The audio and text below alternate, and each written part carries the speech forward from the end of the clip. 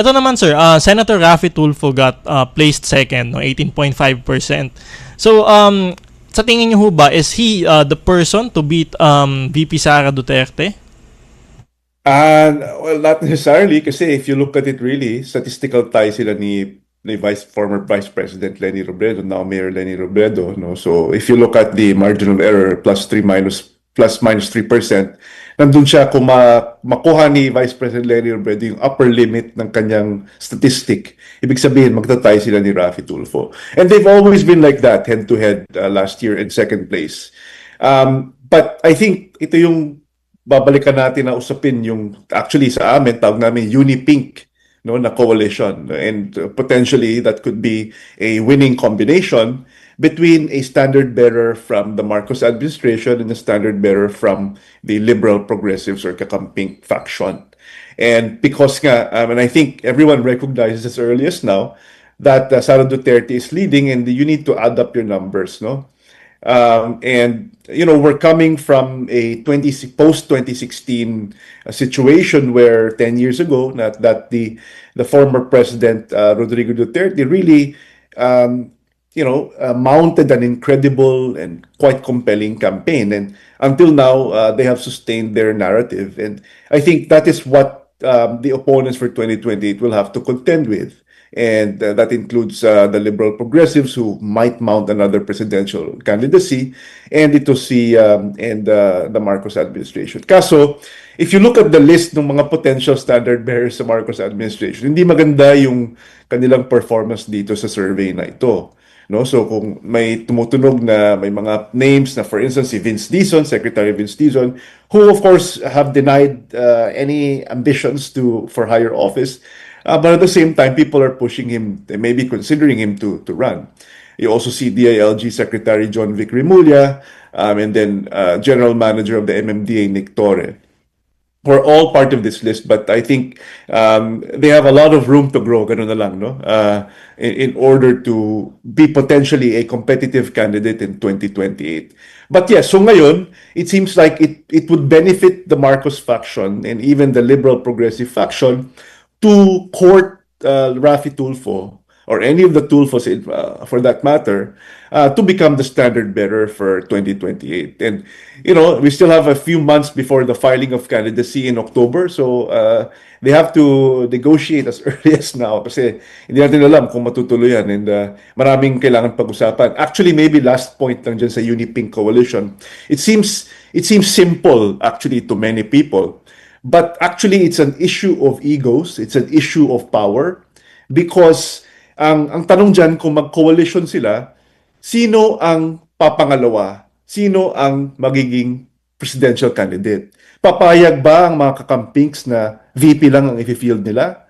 At papayag ba ang Marcos administration na VP lang ang ma-field nila? We don't know, right? And I think that, you know, it will really look bad if any of these factions agree to such an inferior position, right? And I'm not stoking any issues here. What I'm just saying is hindi ganun kadali na magkakampi kasi sila naman pwede presidential candidate. So sino dyan, right? Sino ang senior partner, kumbaga sa law firm, sino ang junior partner mo?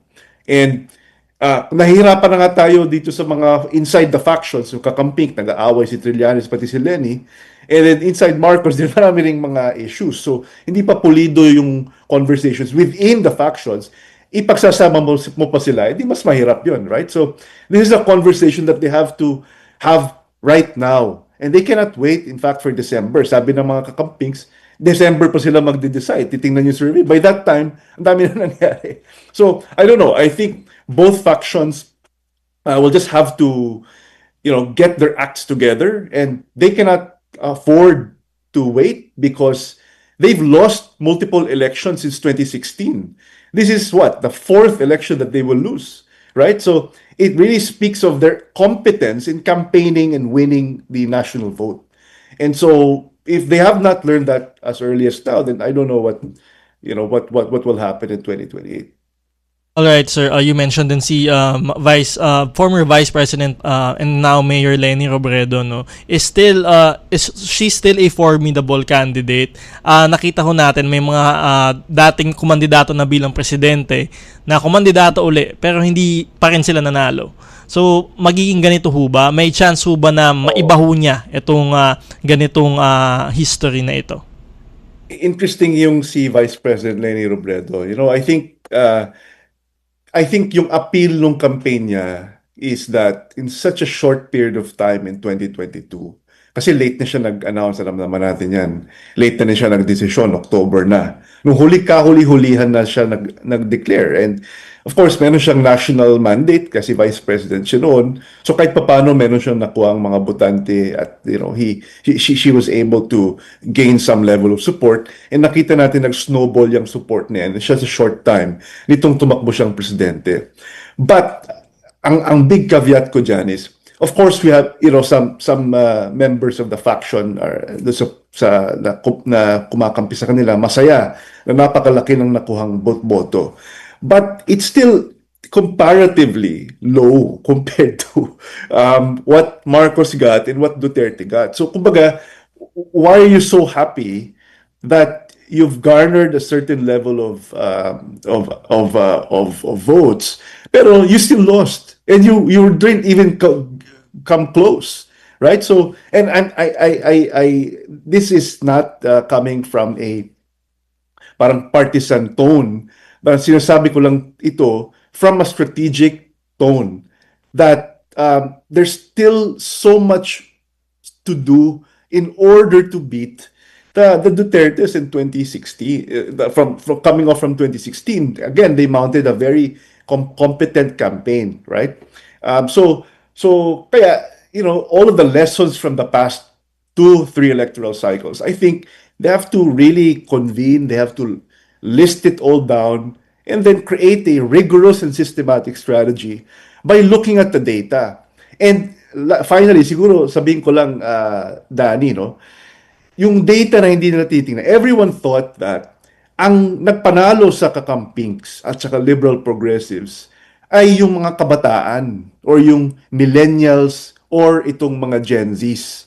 But that's an incorrect view that our data since last year we've seen. Because 40%, almost 40% of all of the young people are actually pro Duterte, right? So that's a data point that I think we cannot ignore, no? And that anyone creating a serious strategy for the liberal progressives cannot ignore. And that it's wishful thinking if you deny that data point and just accuse the firm like such as ours as partisan. Kasi minsan na-accuse kami pro-Duterte. Hindi, actually, we're just observers and students of Philippine politics society. We're publishing this to inform you. But if you get hurt by this data, then that's not our problem. Then maybe you will lose again, right? So maybe this is just the message regarding the campaign and potential campaign of Vice President Leni Robredo. Kasi ang dami pang kailangan gawin. But sabi nga natin, babalikan natin, yung sinabi ko una, no, Danny, is tama, respectable yung nagawa nila. Meron siyang national mandate, nanalo siya as Vice President legitimately noong 2016.